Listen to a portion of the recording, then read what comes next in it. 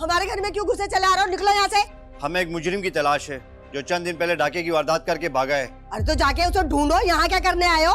हमें इतना मिली है, इसी घर में रह रहा है, इसी घर का फर्द है, निकाले इसे बाहर। यहाँ हम औरतों के अलावा कोई नहीं रहता।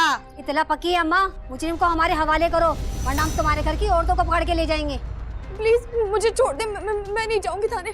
देखे ना, प्लीज मैं नहीं जाऊंगी, छोड़े मैं। अरे छोड़ो इसे। अरे वाह, अरे रुको तो। मरियम, मरियम। अरे भाई साहब, ये क्या बात कर दी आपने? अरे भाइयों को बहनों के घर आने के लिए पूछना थोड़ी पड़ता है। जब दिल चाहे आए, जम आए, 100 बिस्मिल्लाह आए। जी जी बिल्कुल, इंतजार करूंगी आपका।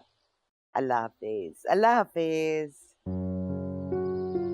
कौन सा जाफरान का खेत देख लिया है ज़ौजा मोहतरमा? अरे वो राजा भाई की कॉल थी। जहाँ तक हमें याद पड़ता है आपके किसी भाई का नाम राजा नहीं था, तो ये कौन है? अरे भुलक्कड़े आजम, मैं जुनैद के वालिद की बात कर रही हूँ। मुझे लगता है किसी खास मकसद के तहत आ रहे हैं वो। चलो, आपको तो हमेशा हरी हरी सुस्ती